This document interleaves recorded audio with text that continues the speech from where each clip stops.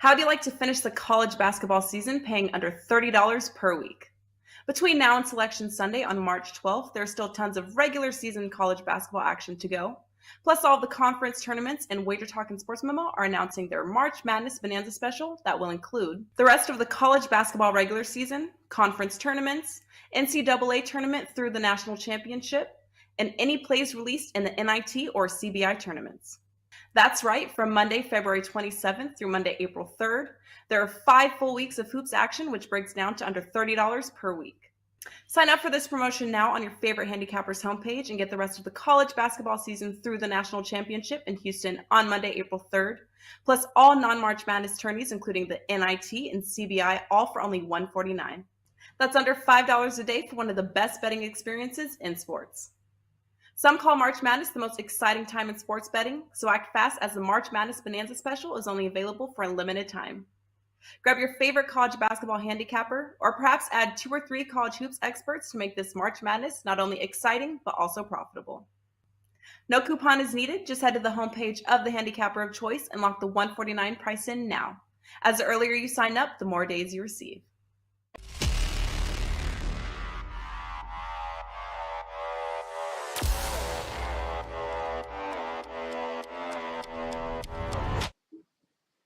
Welcome to the NBA Triple Double Show powered by SportsMemo. I am your host, Ronald Cabang, also known as UCapper on SportsMemo.com and at UCapper Sports on Twitter. I'll be joined by Moneyline Matt and Jeff Michaels today to break down 3 games from today's huge slate. But before we get into those games, I do want to talk about some promos that we got going on over at SportsMemo.com. First one up is Hoop 7. The promo code Hoop 7 is a 7-day NBA pass for just $39. That is valid for anyone on our panel this week. That means Jeff Michaels, Joe D'Amico, myself, and Moneyline Matt as well. This deal is valid through Sunday at midnight, so make sure you hop on that before it is too late. Again, the promo code is Hoop 7 for a 7-day NBA pass for just $39. One more big one that we got going on over at SportsMemo.com, March Madness Bonanza Special. We got a lot of college basketball left, folks. This is something that you can go over to sportsmemo.com. You don't need a promo code. It's there and ready and available for you. You get the remainder of the college basketball season for just $149 through the national championship. And there's, like I said, there's no promo code needed for that. Once again, these amazing deals are available over at sportsmemo.com. So make sure you check out the site on a daily basis to see what we got going on. Utilize the free live odds page that we got. Plenty of cappers provide free picks and analysis on a daily basis through all sports too, not just the NBA. Also, before you go over there, make sure you hit the like and subscribe button here on the YouTube page. It only takes a couple clicks and it does help our show grow tremendously. With that said, let's get Matt and Jeff up here with me. Guys, we always like to start the show being fully transparent. So I went 1-0 on Monday, 2-3 yesterday in the NBA, so pretty flat so far this week. I told you guys before the show I'm starting to mess with a new prop tool, and I'm getting into that market because you guys really, when you guys talk about these props on our show every week, you guys make it sound so easy. And I was like, well, let me see if I can try to do this here and find the ways to kind of get into this prop market. So far, I've been testing it out on my own. It's been doing pretty well. Yesterday, I hit Kessler over rebounds. Just did one bet yesterday, but other than that, I'm pretty excited to get into this prop market with you guys.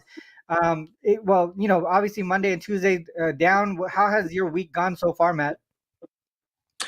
So far, it's been solid, kind of like you said, in terms of win-loss, kind of average. I'm 6-5 on the week, but I'm 3-0 with my 4-unit plays. So still up around 6 units on the week. And yesterday was the $2 Tuesday handicapper. We had a sweat for that Memphis Grizzlies and LA Lakers under 231, landed at 230. And at halftime, it was like 96 points or something. And then they go off for a 75-point third quarter. So yeah, I was sweating that out, but really glad to get that $2 Tuesday hit. I also gave something I'm starting to do is give some mini SGPs in my picks as well. So yesterday I gave out the under 231. I also gave a plus 253 mini SGP, which landed as well. So kind of got 2 for the price of 1 right there. Was happy to give that out and just looking to keep it rolling this Wednesday. That's a pretty cool idea. So you're adding the SGP into your actual pick play, right? Is that what you're Yeah, saying? yeah. So So just two. yeah, yesterday we had John Morant 25-6. We had Anthony Davis 20-10, Desmond Bain 15, and then Jaren Jackson 10-4. So that equaled plus 253. And although I saw that game going under, I still thought the Grizzlies would get out there, score some Yeah. solid points, which they did. And then Anthony Davis is that main focus right now without LeBron. He went off, so that landed pretty easily. So yeah, just trying to give as much value as possible to every pick that we give out, you know? Yeah, that's a pretty cool idea. I think that a lot of people should be doing that, especially if you're doing the SGPs. Jeff, how's your week been doing?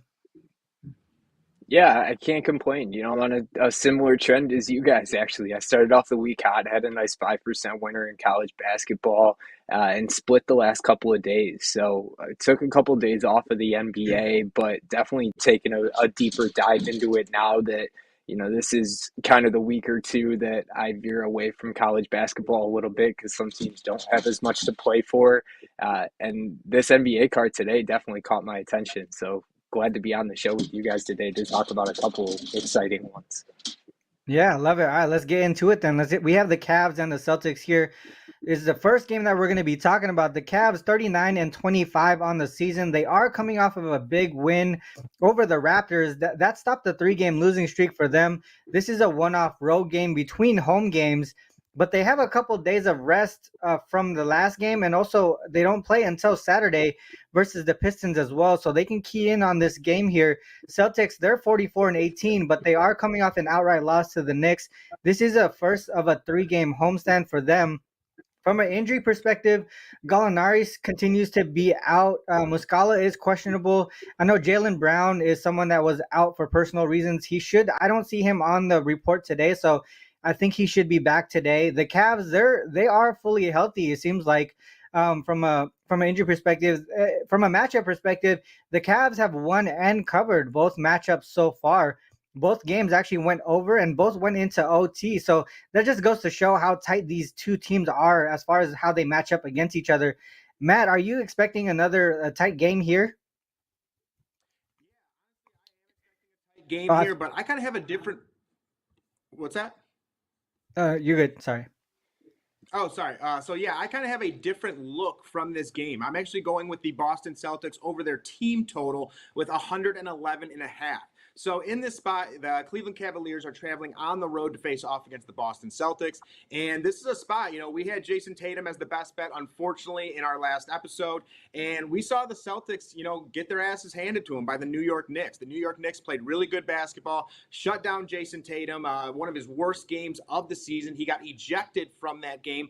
But I see this game being a little different. Like to Ron's point, Jaylen Brown is coming back in this spot. Jaylen Brown is a huge part of that offense, and he's a huge part for Jason Tatum as well. Jason Tatum won't see as many doubles. He'll see more one-on-one opportunities in this spot as well. So because of that, I really do like the look of the Celtics to bounce back, hitting this over 111.5. Another player who is a game-time decision in this spot is Mike Muscala. And I know Mike Muscala to many people is somewhat of a minor player, and I would agree, but his three-point shooting can really help to potentially stretch this court out if he does play. He was knocking down a high percentage for the OKC Thunder earlier this season, and now that he's with the Celtics, I think he can help there as well.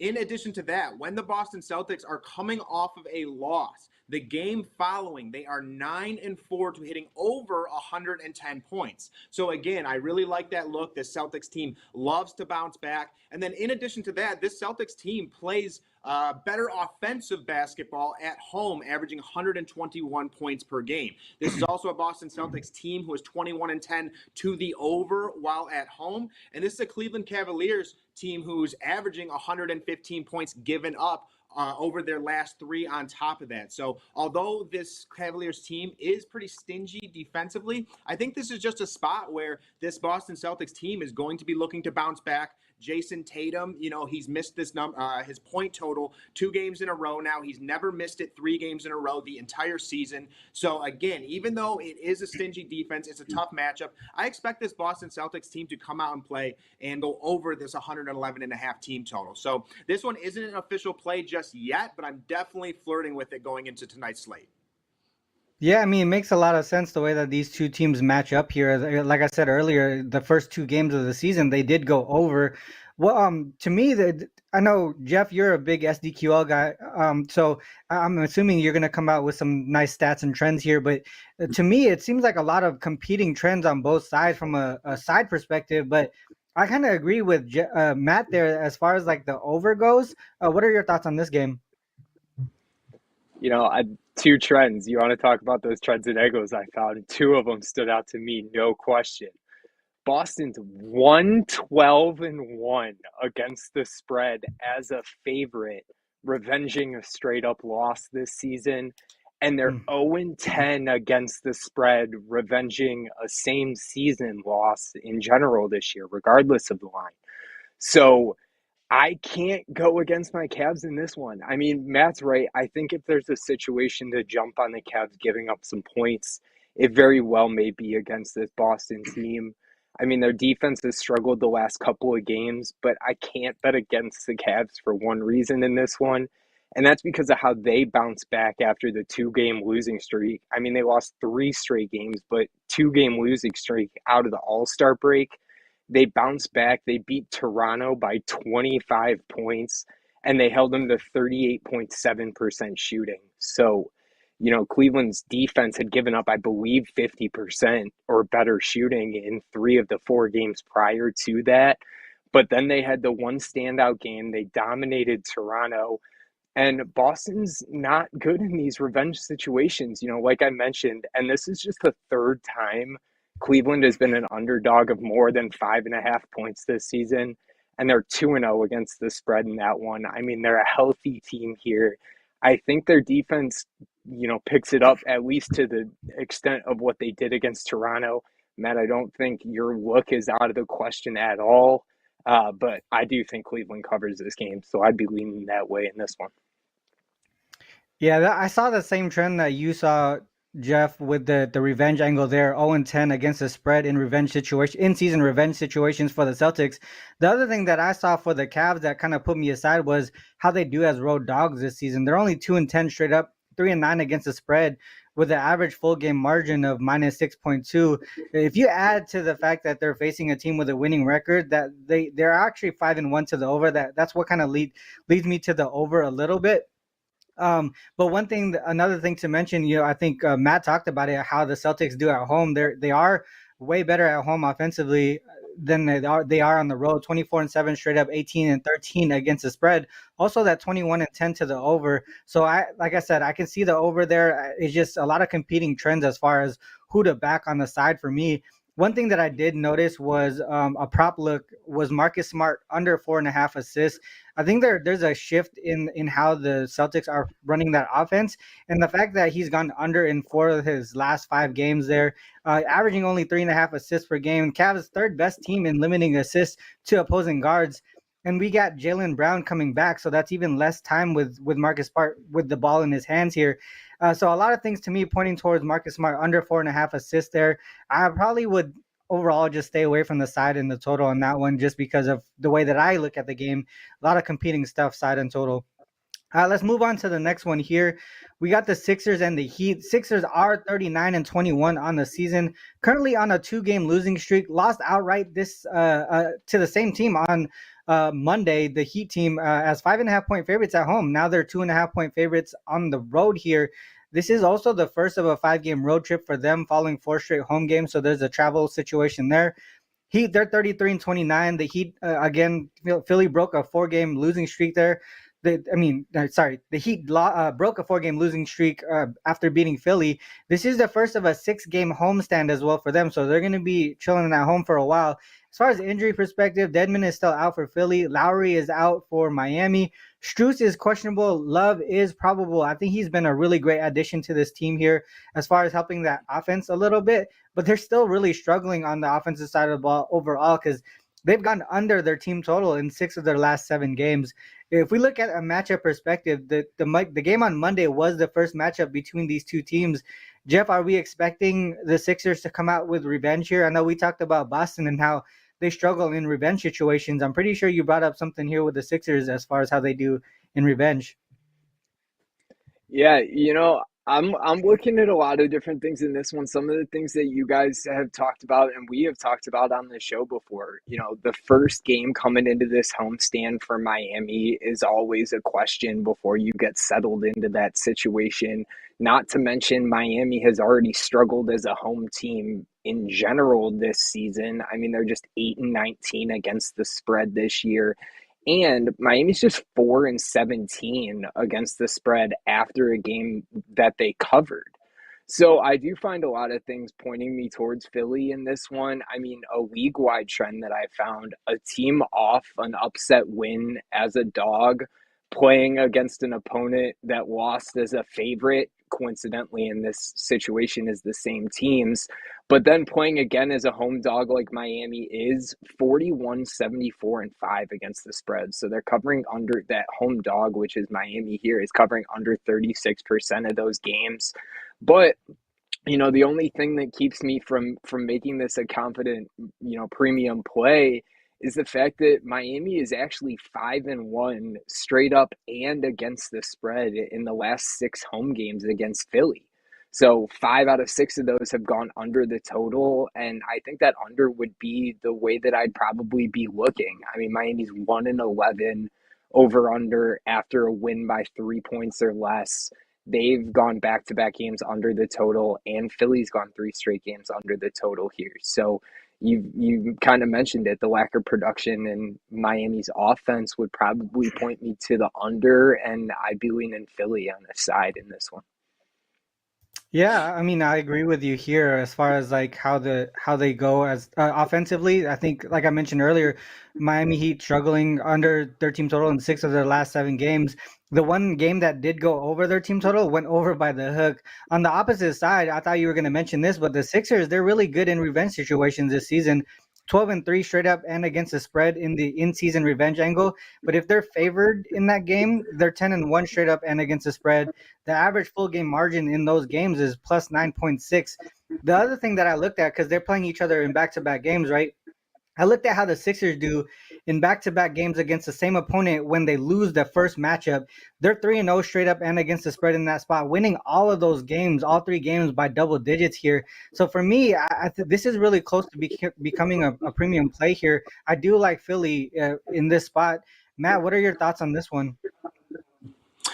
Yeah, so in this matchup, the Philadelphia 76ers, like you mentioned, travel on the road to face off against the Heat. This is a back-to-back against the Heat, and the Heat won the first meeting 101-99, a low-scoring game, defensive battle. Now the game is in Miami, so the 76ers are traveling all the way to face the Heat. And to me, when I first looked at this line, I just felt like it was fishy. It's weird. Like, it seems so easy for me to sit here and take the Philadelphia 76ers. And in all honesty, that's why I'm going with the Heat once again. 94% of the money is on the 76ers in this spot.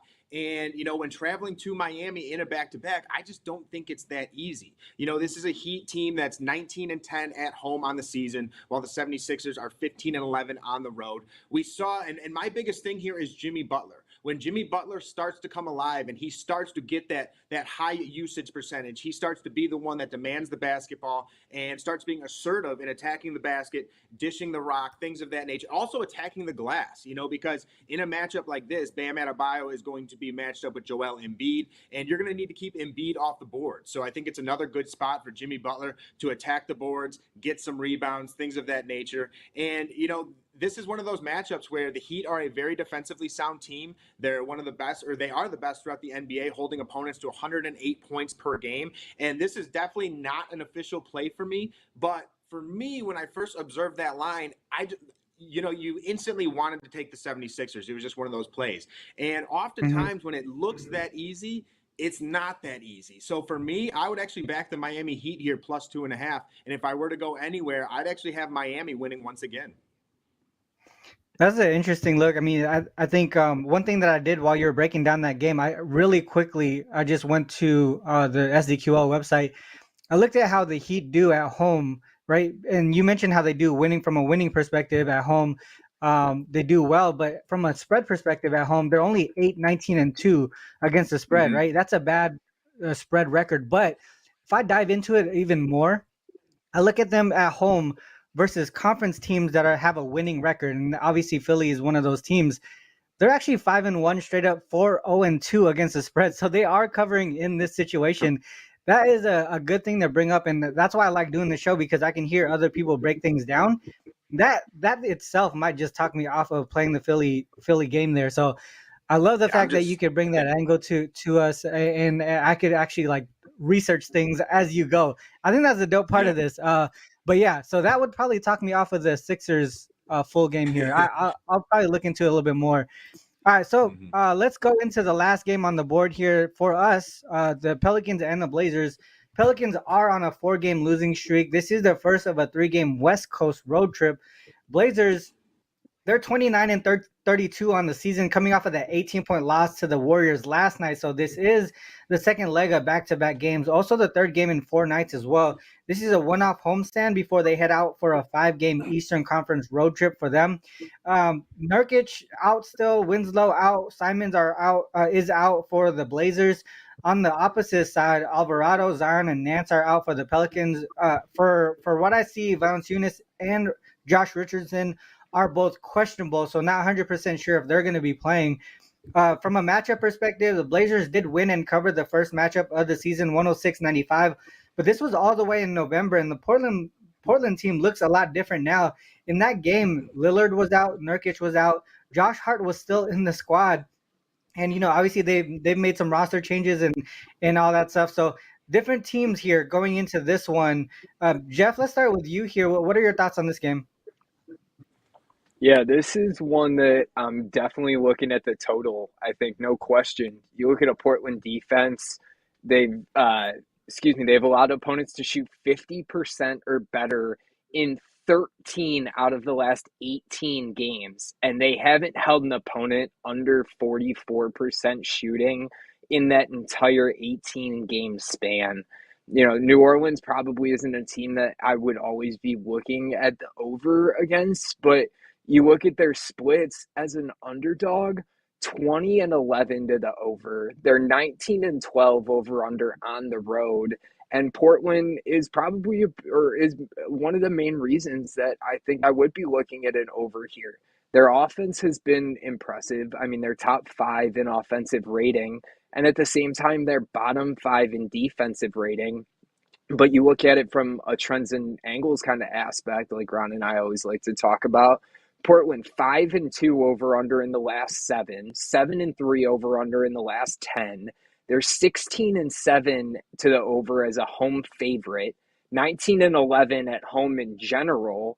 They're 18-4 over under with a rest disadvantage in the last 12.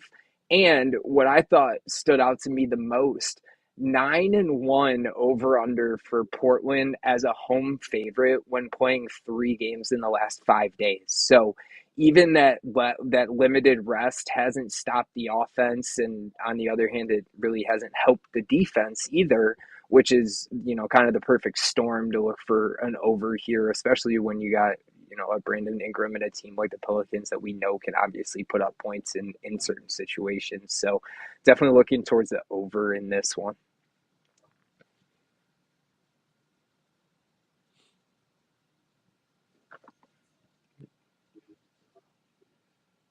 Sorry about that. I was looking up another stat while you were breaking things down there. I was looking at that over as well, but some things were giving me pause just because the Pelicans on the road, you mentioned 19-12 to the over on the road for the Pelicans, but they've actually gone under their team total in 5 straight games. So for me, I think one thing that kind of paused me on the over there was the fact that the Blazers, that for the Pelicans, but also the Blazers being on the second leg of back-to-back games, there could be tired legs on that spot and maybe short shots. So one thing that I was thinking was, man, that's tough. I do, because the Blazers, they've been playing such great offense lately, so maybe they got momentum on their side for that to go over, but that does give me some pause on the over a little bit. But it was that was pretty much the only thing that I was thinking about that could give me pause on the total. The other thing that I was thinking about was I do like the Blazers here, even though they are on the second leg of back-to-back games. It is because the Pelicans have been struggling on the road offensively, but they've been giving up a good chunk of points on the defensive side of the ball. So there's that balance there on the total, but for the most part, I think the Blazers can do enough to get it done here. They've been they're I think in the last 10 games they're fifth in offensive rating. At the same time, the Blazers are second to last in defensive rating. They typically play even better offense at home. One thing that I was looking at on the second leg of back-to-back games where they go from a road game to a home game, they're actually 2-0 straight up and against the spread. And this is where it gets like pretty impressive to me because they beat a Nuggets team by 25 in this exact spot. And the Nuggets had a full squad, like Nurkic, Murray, Porter was all in there. They also beat the Pacers by 16 during the time when they were actually playing pretty well.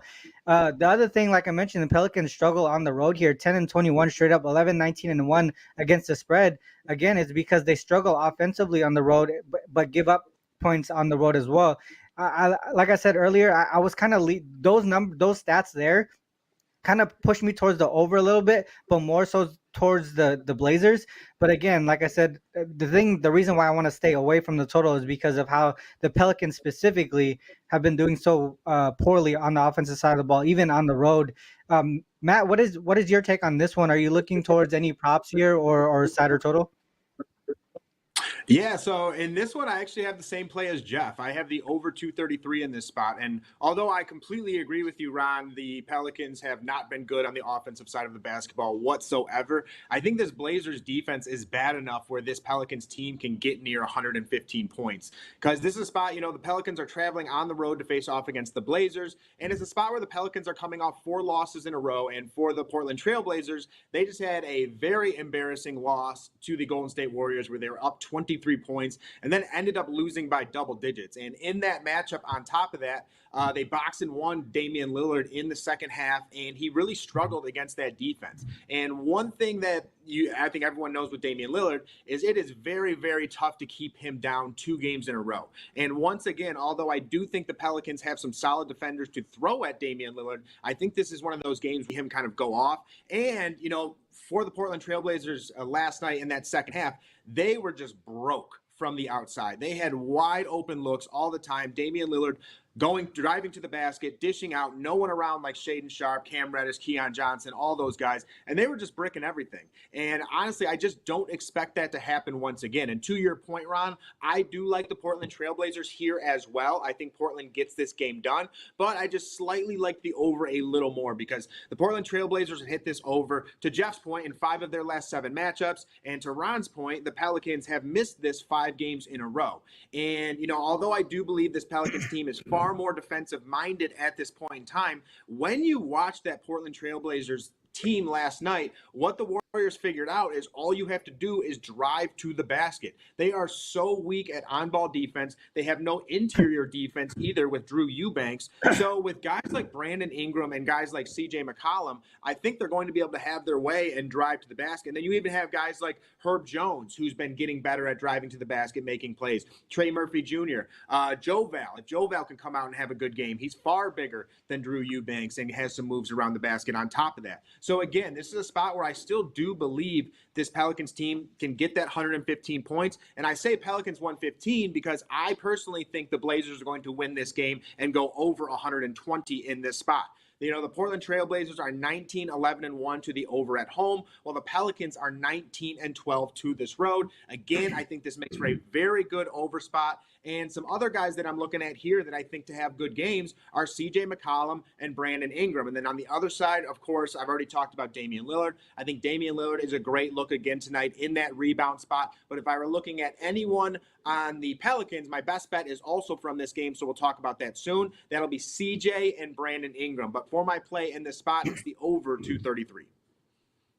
I think as you were breaking that down, I was looking at how the Blazers do on the second leg of back-to-back games as favorites. They are 4-0 straight up and against the spread.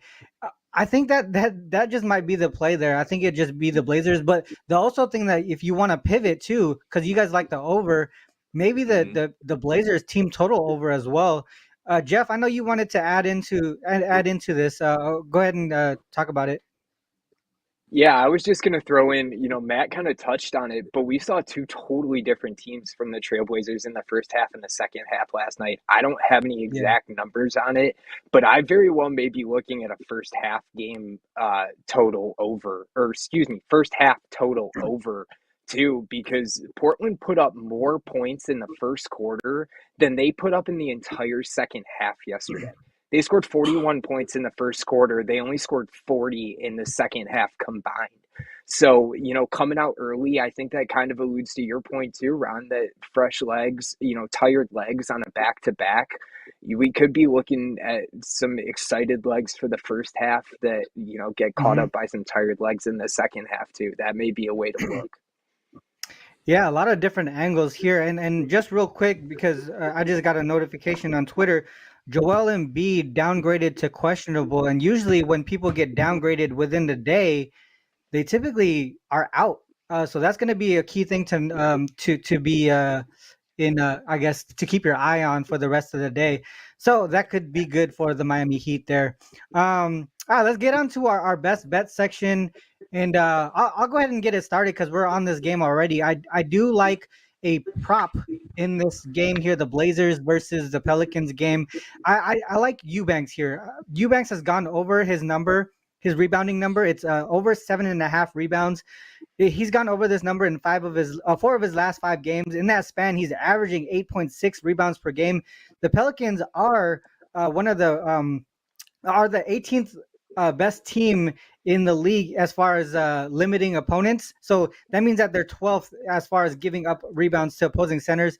In the last 5 games without Nurkic in the lineup, Eubanks has been averaging 14.6 rebound chances per game. So he's getting a lot of opportunity here. And we talked about it during the breakdown that the Pelicans have been struggling offensively on the road. So we're going to see a lot of defensive rebounding opportunities here for Eubanks and the Blazers on the second leg of back-to-back games. If we are expecting them to have tired legs, that means short shots and a lot of rebounding opportunities again on the offensive side of the ball. And with Valanciunas being questionable, possibly being out tonight, that's even better for Eubanks to take care of that the paint area.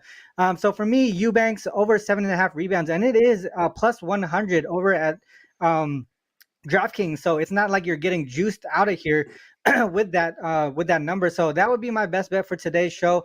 I do have that is actually a premium play. I do have another prop that is on the premium side as well.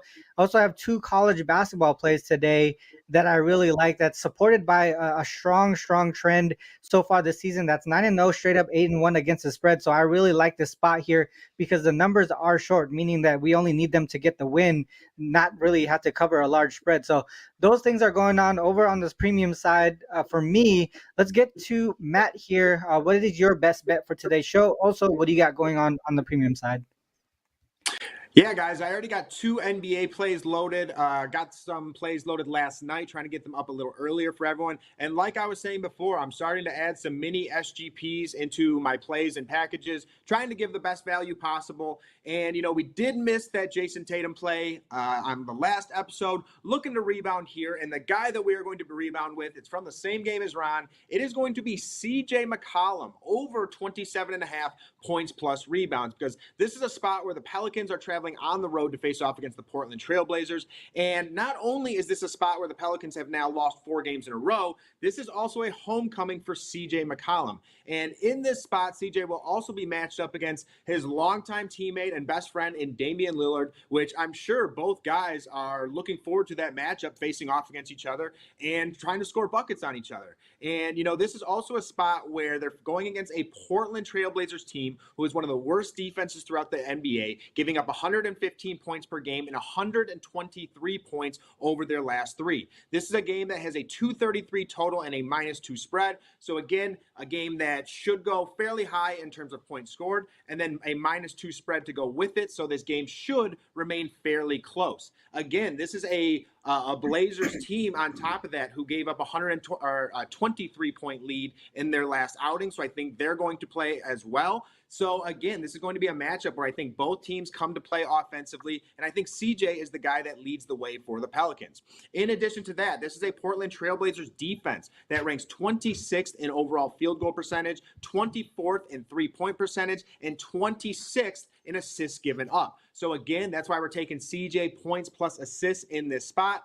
And furthermore, this is a Blazers roster that ranks 16th in points given up to the point guard position and 8th in terms of assists given up and 8.83 assists per game. Okay, so again, this is another spot where I think CJ and Dame are very much looking forward to facing off against each other.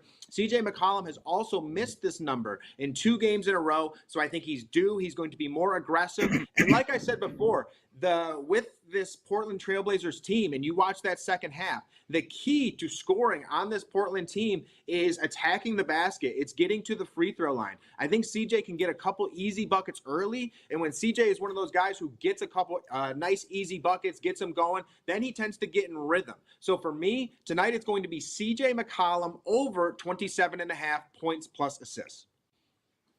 I like it. All right, let's get into it with Jeff here. What is your best bet for today's show? Also, what do you got going on the premium side as well? Yeah, I'm going to jump into the best bet because I was excited about this one. We all say it, don't bet with your heart, bet with your head. And these are the kind of plays that I love because I dove into this almost full force looking against it. I was looking at Charlotte tonight against this whole KD first game, the inaugural. And then I looked, and as hard as I tried, there wasn't a thing I could find to go against KD's PRAs tonight. 29.5 over at DraftKings. I believe I saw 30.5 at FanDuel, but I would still take that. You look at it, Kevin Durant has played in 39 games this season.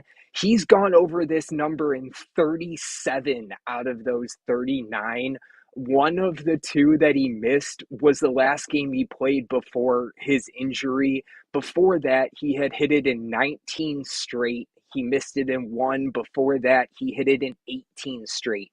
So he's hit it in 37 out of 39 games. You want to talk about the fact that, it's his first game with the team. There could be a learning curve. Yeah, that was kind of the mentality I took when I was thinking about Charlotte to start. Then I looked, KD went 27, 10, and 4 in his Warriors debut. That went over this total. He went 22, 5, and 3 in his Nets debut. That went over his total. Charlotte's allowing the 11th most points to his position, the 4th most rebounds, and the most assists out of any team. And we know KD can play with these other stars. I mean, we may even say at this point that he prefers it. And he's doing it again. He doesn't need to score. Obviously, he has a nice matchup against Charlotte from the assists and the rebounding perspective. But he's put up 20-plus points in each one of his debuts. So I like KD going over this one, and I do have a 2-for-1 up over on the premium site. I got my top college play, and you guys actually got my top NBA play in the over in that Portland Pelicans game. So still a college basketball play up and over there for you, but looking forward to March Madness moving forward. Yeah, that's an interesting look because I think a lot of people are going to shy away from KD just because of the things that you mentioned, but it seems like the number is put there because they know that he's going to be limited in minutes. And even with that said, he's so efficient offensively, he can get that stuff done. And also the pace of play as well. Do you know what the minute restriction is for KD? Or did they even announce anything? I do not, but I do think that, you said he can score efficiently, but I'm even looking more. I think it could be a potential look at rebounds and assists and getting it done the other way too, and getting it done, giving it up to Chris Paul, giving it up to Devin Booker, especially when he has a relationship with Chris Paul, that we all know of with those stars. True. I think lately too, both Chris Paul and Booker have been really good at distributing the ball. I think both of them average a pretty decent amount of assists the last few games here, and adding KD, I feel like they're just gonna fuel him with some momentum going into this, just because it's his first game with them. I think they're gonna want to feed him a lot, even in the limited minutes. So that does make a lot of sense there. All right, with that said, guys, you may never see I was just going to say, sorry, you may never see another number under 30 for PRAs for Durant for the rest of the season. So jump on it while you can. Yeah, that's true. That is 100%. Yeah. One more thing I wanted to say is with KD added back as well, I believe DeAndre Ayton's lines are still pretty similar to what they were before. And personally, I imagine KD is going to take some of those rebounds away from DeAndre Ayton. He's going to take some of those points away from DeAndre Ayton, because you also have to factor in DeAndre Ayton was probably the number 2 option, maybe the number 3. I would say the number 2 personally, but now he's going to slide back to that number 3 option. And how is he going to take that? I believe his points and rebounds was 32 and a half, 31 and a half, somewhere in that vicinity.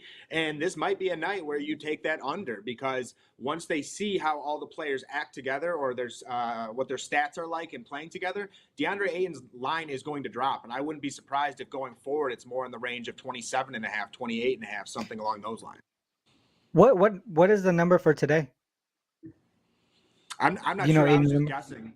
I'll okay, gotcha. I was saying, no, it's not a problem, because that's an interesting take, because if it stays the same with KD being added, then it does make sense to take the under. But I do want to talk about, before you guys, I know you guys are looking for it, but I just want to make sure you guys remember that. What was that? They must have taken it down. FanDuel doesn't have it available. Yeah, it's probably not available because they don't know what finish restrictions. Go ahead. They have his. I see FanDuel has Ayton's points at 20 and a half, but they don't have him on any combo bets. Oh, that's a lot. That's actually a lot. Okay, so I just want to mention again the Hoop 7 promo code, Hoop 7 7-day NBA pass for everyone on the panel this week. That's myself, Matt, Joe, and Jeff as well. Joe D'Amico, who's not on the show today, but I think he's going to be here on Friday. $39 for the Hoop 7 7-day NBA pass again. Also, the college basketball bonanza, $149 for the rest of the college basketball season. That includes the national championship game, everything through conference playoffs and all that stuff, as well as like the NIT, all these other tournaments, not just the national tournament. Other than that, guys, amazing show today. I really like everything that we broke down. We will be back again on Friday at the same time, 10 a.m. Pacific Standard, on this same channel. Till then, good luck, guys. Peace. How do you like to finish the college basketball season paying under $30 per week? Between now and Selection Sunday on March 12th, there's still tons of regular season college basketball action to go. Plus, all the conference tournaments and Wager Talk and SportsMemo are announcing their March Madness Bonanza special that will include the rest of the college basketball regular season, conference tournaments, NCAA tournament through the national championship, and any plays released in the NIT or CBI tournaments.